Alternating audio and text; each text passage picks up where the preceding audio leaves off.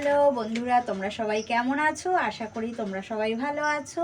আমি অনেক দিন পর তোমাদের সামনে এলাম, তো একটা নতুন ভিডিও নিয়ে এসেছি আবার তোমাদের সামনে। তো এখন বাজে 6:30, এখন বাজে সন্ধ্যে 6:30। আমার সন্ধে দেওয়া হয়ে গেছে, সন্ধে দিয়ে বর বললো পাস্তা খাবে, তো এসেছি পাস্তা করতে।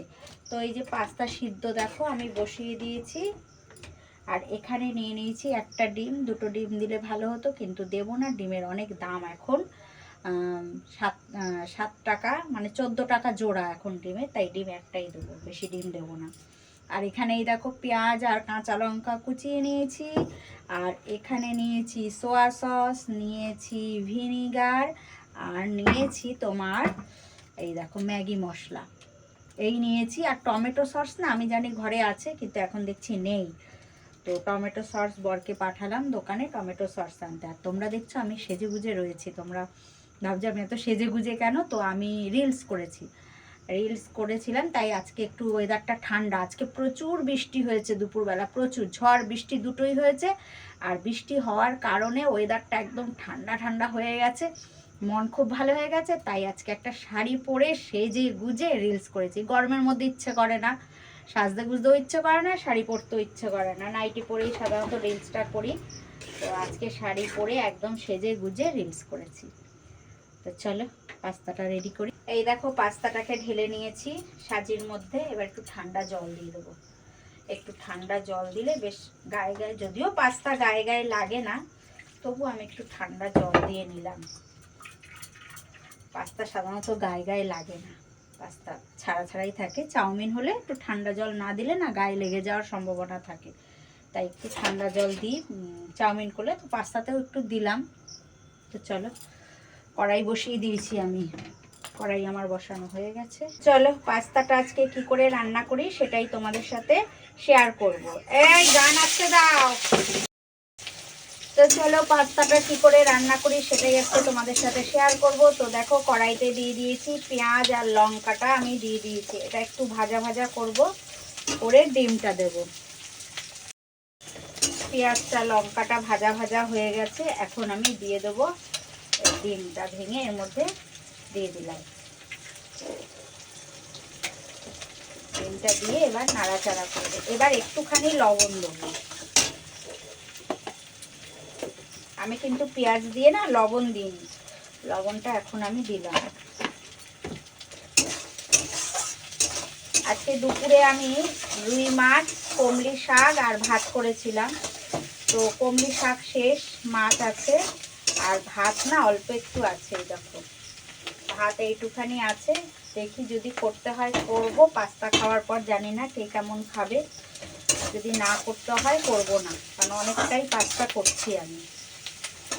তো দেখো ডিম দিয়েও কিন্তু আমার ভাজা ভাজা হয়ে গেছে, দেখেছো? এবার আমি দিয়ে দেবো এই যে পাস্তাটা।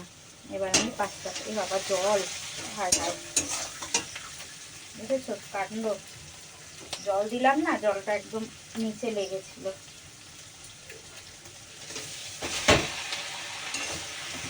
জানি না কেমন হবে, জলটা না নিচে লেগেছিল, জলটা দেখা যাক।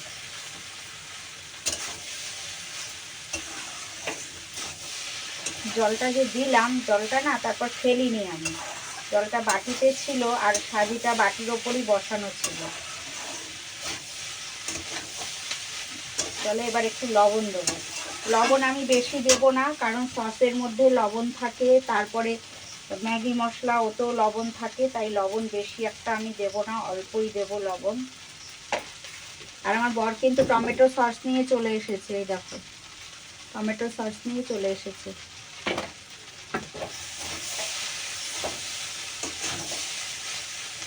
এবার এক এক করে কি দিই দেখতে থাকো, তোমরা সঙ্গে থাকো। পুরো পাস্তাটাই কি করে করছি পুরোটাই তোমাদের সাথে আমি শেয়ার করছি।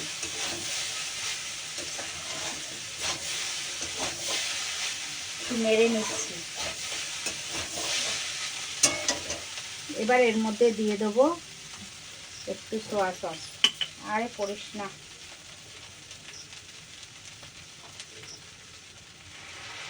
দিয়ে দিলাম একটু সোয়া সস, দিয়ে দেবো একটু ভিনেগার,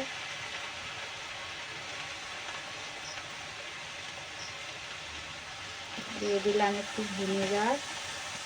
টমেটো সসটা আর ম্যাগি মশলাটা একটু পরে দেবো, নাড়াচাড়া করি, একটু পরে দেবো। এভাবে কে কে পাস্তা করে খাও জানি না, যদি না খাও করে খাবে, দারুণ লাগে কিন্তু খেতে।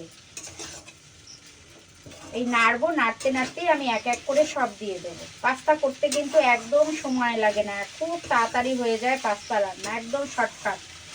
তোমরা দেখতেই পেলে পুরোটাই তোমাদের সাথে কিন্তু আমি শেয়ার করছি যে কেমনি করে আমি পাস্তাটা রান্না করছি। একদম সহজ পাস্তা রান্নার, খুব তাড়াতাড়ি হয়ে যায় পাস্তা রান্নার, খেতেও খুব সুন্দর লাগে।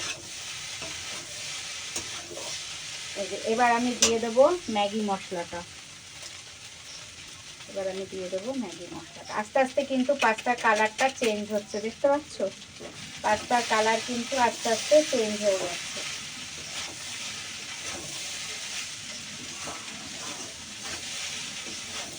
লাস্টে আমি খেয়ে দেখবো, যদি লবণ দিতে হয় তবেই দেবো, নাহলে লবণ আমি দেবো না। আর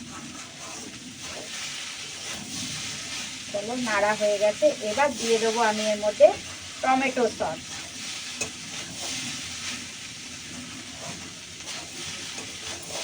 চলো দিয়ে দেবো টমেটো সস।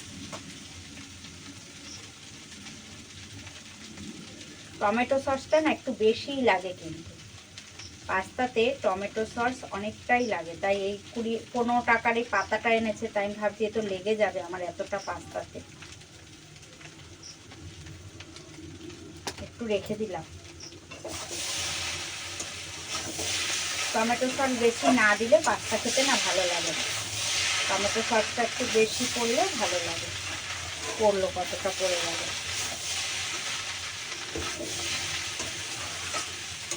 দেখো আমার কিন্তু পাস্তা রান্না রেডি। দেখেছো কেমন হয়েছে বলো? আমার একদম রেডি পাস্তা রান্না।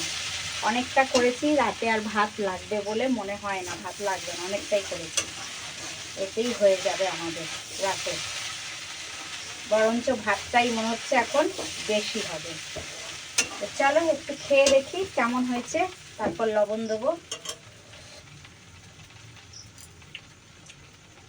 লবণ লাগবে না, একদম পারফেক্ট, দারুণ হয়েছে। চলো এটা সরিয়ে দিই, গরম বাটিটা। পাস্তা রান্না আমার রেডি। গ্যাস অফ করে দিলাম। ছেলে বাড়ি নেই, ছেলে এসে খাবে, বর বাড়িতে আছে, তো বর আর আমি এখন খাবো। ছেলে এসে মানে আসলে পরে ছেলেকে দেবো। তো চলো এবার খাওয়া শুরু করি। চলে এসেছি পাস্তা নিয়ে, একদম বেড়ে নিয়ে চলে এসেছি, আর ছেলেরটা রেখে এসেছি গরম। আমি বাটিতে নিয়েছি আর বরকে প্লেটে দিয়েছি। কেমন হয়েছে? করো কেন? মুখ দিয়ে বলতে পারো না? ভিডিওর সামনে মোটে কথা বলতে কষ্ট হয়। ভিডিও ভালো হয়েছে, ভালো হয়েছে, ভালো হয়েছে, ভালো হয়েছে। ভিডিওতে কথাই বলতে চায় না, অন্য সময় বলে উদ্ধার করে দিচ্ছে আমাকে, ভিডিওতে কথা বলতে ইচ্ছা করে না। একটু ভিডিওতে কথা বললে ভিডিও ভালো হয়, তাই না? বলবেই না।